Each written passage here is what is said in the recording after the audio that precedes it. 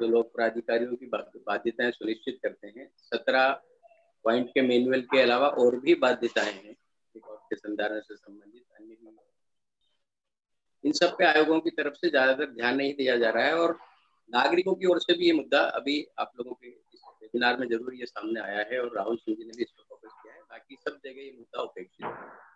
आप सबको धन्यवाद कि आपने इस बहुत महत्वपूर्ण मुद्दे को उठाया, इस पे जोर देना चाहिए। और अभी एक यहाँ सुझाव आया था कि सूचना आयोगों में खुद ही इस प्रावधान का पालन नहीं किया जा रहा है, जबकि वहाँ लोक सूचना अधिकारी भी होता है, अधिकारी भी होता है। दूसरों के खिलाफ जो अपीलें सुनता है सूचना आयोग धारा 4 के उल्लंघन की, वो खुद इसका पालन नहीं कर रहा है ज्यादातर राज्यों। तो ये अच्छा सुझाव है कि सूचना आयोगों में भी धारा 4 के लगाई जानी चाहिए। लीगल नोटिस पे जो माननीय शैलेश गांधी जी ने बनाया है, कई बार वेबिनार में चर्चा हो चुकी है, अभी शिवानंद जी ने बताया, वो बहुत अच्छा विकल्प है। उसका समझ में आने लायक भाषा में अनुवाद करके सब जगह उसको प्रसारित किया जाना चाहिए और लोगों को प्रेरित किया जाना चाहिए कि उस तरह के नोटिस को इशू कराएं। एक और बात बहुत अच्छी आई है अभी की चर्चा में कि केंद्रीय सूचना आयोग संसद के प्रति और राज्य सूचना आयोग विधानसभा के प्रति जवाबदेह है। हर साल इन आयोगों को संसद या विधानसभा में अपने वार्षिक प्रतिवेदन पेश करना होता है। उस प्रतिवेदन से पहले सारे विभागों से सूचना आयोग जानकारी लेता है कि आपके यहाँ कितनी अपीलें हुई, निराकरण कैसे हुआ, इस तरह की सारी जानकारी लेके एक कंपाइल करके विधानसभा में पेश की जाती है कि सूचना अधिकार के क्रियान्वयन की ये स्थिति है राज्य में या भारत में।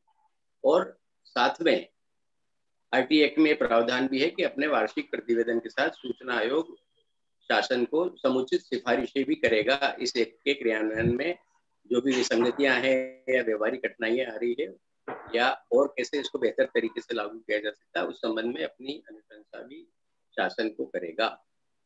लेकिन व्यवहार में जब हम 2014 में सूचना आयुक्त बने मध्य प्रदेश में, तो हमने देखा कि 4 साल से वार्षिक प्रतिवेदन ही नहीं पेश किया गया, बनाया ही नहीं गया। ये बहुत बड़ी गैर जिम्मेदारी की बात।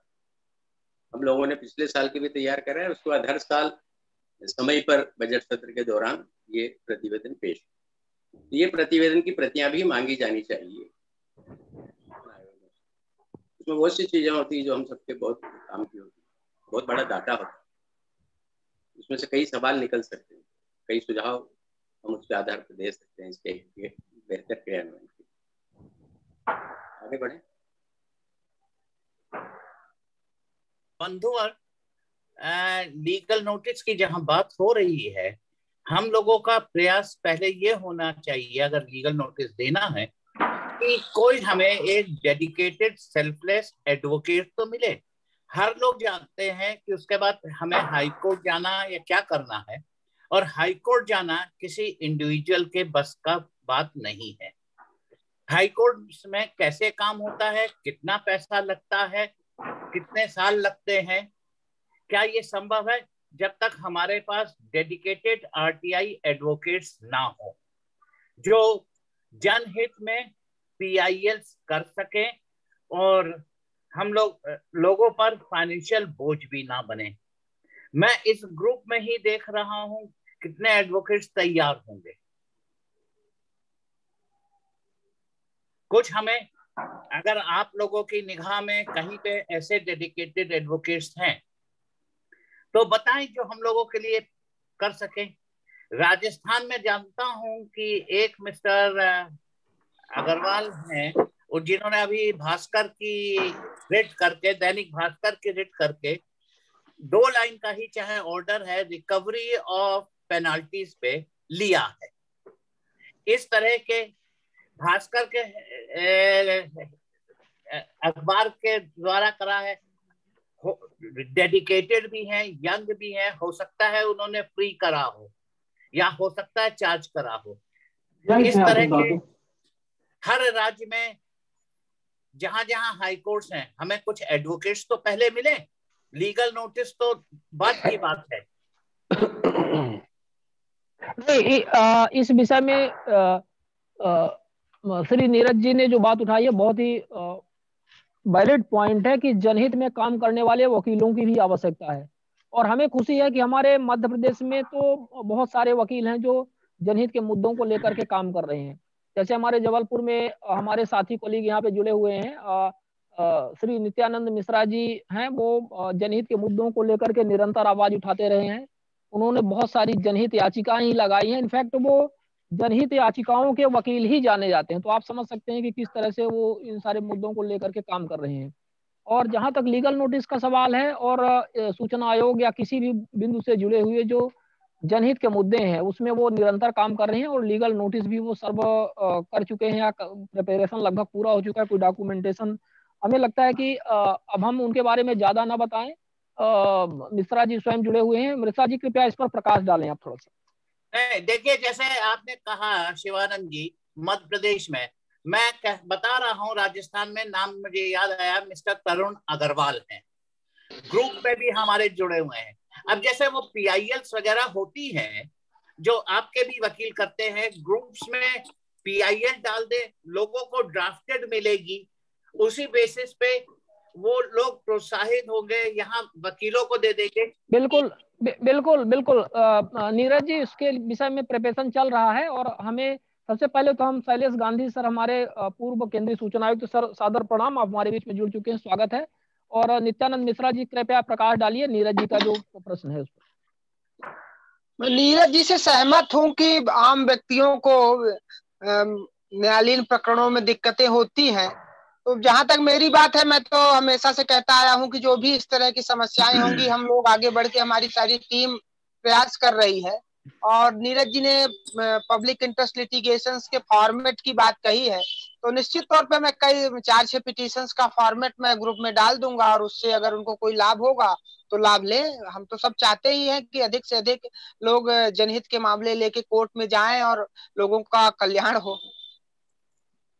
जहाँ तक लीगल नोटिस की बात है, कुछ डाटा अभी कलेक्ट नहीं हो पा रहा है। सूचना आयोग में मैंने RTI 2-3 लगाई थी, उसकी अपील भी फाइल कर दी, पर पता नहीं क्यों आयोग से मुझे जानकारी नहीं मिल पा रही है। तो इस वजह से लीगल नोटिस बाकी मैंने प्रिपेयर कर दी थी। कुछ फैक्चुअल अभी तक का डाटा मैं कलेक्ट करना चाह रहा था कि वैकेंसीज कितनी है, कितनी इन्होंने डिमांड की है, कितनी जरूरत है, उस संबंध में पत्र व्यवहार की कॉपी, मतलब एक लीगल फ्रेमवर्क में कंप्लीट करना चाह रहा था। उस संबंध में मैंने डाटा मांगा है आयोग से। जैसे ही डाटा आयोग से आ जाएगा तो मैं शिवानंद जी उस पे नोटिस आपके माध्यम से भेज दूंगा।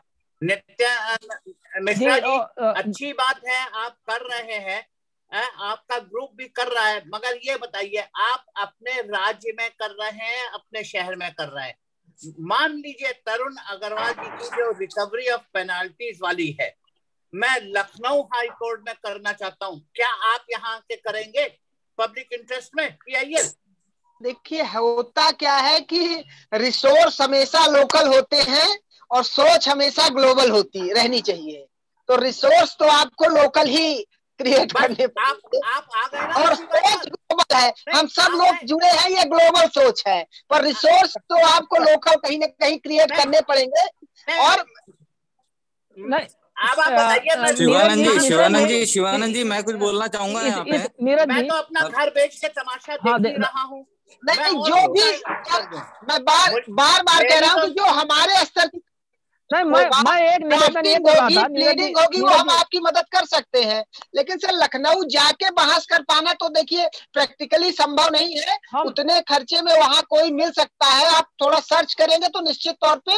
और मैं तो ये मानता हूँ कि ज्यादातर वकील अगर जेन्युइन इशू हो तो जो भी अच्छे वकील हैं वो हमेशा लोगों की मदद करते हैं, ऐसा नहीं है। अगर आप सर्च करेंगे तो आप शिवानंद जी, मैं एक बात कहना चाहूंगा, नीरज जी ने जो नाम लिया है उसके ऊपर कुछ कहना चाहूंगा मैं। हाँ जी, बोले। हेलो, हाँ जी, सक्सेना जी बोले। हाँ शिवानंद जी, ऐसा था कि नीरज जी ने जो अभी नाम बताया है, मैं खुद उसी जगह से बिलोंग करता हूँ, अजमेर से ही, ठीक है ना। और शायद नीरज जी लखनऊ में बैठे में वो व्यक्तित्व के बारे में नहीं जानते कि क्या हो रहा है क्या नहीं हो रहा है। और मैं कभी भी इस फेवर में नहीं हूँ कि जो वकील हम भेजते हैं वो वकील वहां जाकर के हम लोगों के सत्यानाश कर रहे हैं। इसके प्रूफ्स वगैरह सारे चाहे तो नीरज जी मेरे से ले सकते हैं। तो इसलिए मैं जो नाम वो बार बार प्रमोट कर रहे हैं, वो उस नाम को पहले एक बार जांच लें, परख लें, उसकी पूरी हिस्ट्री जान लें, कि क्या चीज है। इसलिए एडवोकेट्स और इनको हाई कोर्ट भेजने के बाद में हम लोग अपने आरटीआई का ही सत्यानाश कर रहे हैं। या तो कोई जनरल आदमी ही, जैसे आप जैसे व्यक्ति हैं शिवानंद जी, आप जैसे हाईकोर्ट जाते हैं स्वयं, तब जाकर के ही कुछ होने वाला है। इन लोगों के भरोसे जाएंगे तो ये लोग हमारा सत्यानाश कर रहे हैं। इसके प्रूफ्स वगैरह जिस दिन चाहिए वो मेरे से ले लें। नहीं नहीं, देखिए देवेंद्र जी, यदि हमारे बीच में गांधी सर भी जुड़े हुए हैं, यदि हमारे लीगल नोटिस भेजने से यूपी गवर्नमेंट को या यूपी एसआईसी को इसमें आप लोगों को लाभ होता है तो मैं उसके लिए तत्पर हूं, और नित्यानंद जी हैं, हमारी टीम है, वो उसमें पूरा हम लोग वर्कआउट मैं करेंगे। ये जो एडवोकेट्स है ना, इनको लाना, लेकिन इनको क्या लाना ऐसा उचित संभव नहीं है, समझ रहा हूँ। एडवोकेट्स को क्या लाना ऐसा उचित नहीं संभव है समझ। कि मैं यहाँ पे रह के और यहाँ के वकील से ये करवाऊं? नित्यानंद जी, क्या ये संभव है कोर्ट में? देखिए, जो भी मैं तो कहता हूं कि सर खुद ही अगर पब्लिक इंटरेस्ट लिटिगेशन फाइल कर रहे हैं और सर जैसा आदमी कॉम्पिटेंट है, अपना मुकदमा स्वयं जाके कोर्ट में लड़ सकते हैं, कोई दिक्कत थोड़ी है पब्लिक इंटरेस्ट लिटिगेशन में। तो जहां तक मेरा निवेदन ये है कि जहां तक ड्राफ्टिंग, प्लीडिंग या कोई और लीगल असिस्टेंस की बात है, तो जो हम लोगों के स्तर में हो सकता है हम लोग हर तरह से मदद कर रहे हैं, तो उस पर भी हम लोग मदद करेंगे। कोई इसमें कोई बड़ा इशू नहीं है। मदद ली जा सकती है, मदद ली जा सकती है, लेकिन इन लोगों को खड़ा करके हमारे एक्ट का सत्यानाश नहीं किया जा सकता। प्लीज, सॉरी टू ऑल, हमारे बीच शैलेश गांधी जी हैं और हमारा बच्चा का विषय है वो सेक्शन 4(1)B है। जैसे अपने आत्मदीप सर से पूछा, मैं चाहूंगा कि वैसे ही शैलेश जी हमें थोड़ा सा बताएं कि धारा सेक्शन 4(1)B को सेंट्रल इंफॉर्मेशन कमीशन में प्रॉपर कंप्लायंस करने के लिए अब तक क्या किया गया और क्या बेहतर किया जा सकता है। शैलेश जी। सर अनम्यूट करना पड़ेगा, सर अनम्यूट करना पड़ेगा। मेरे इतने सालों के अनुभव से जो मैंने देखा है और जाना है, वो हम सेक्शन 4 पे 15-16 साल से झगड़ा करते रहे और वो झगड़ा करते रहेंगे। सिस्टम से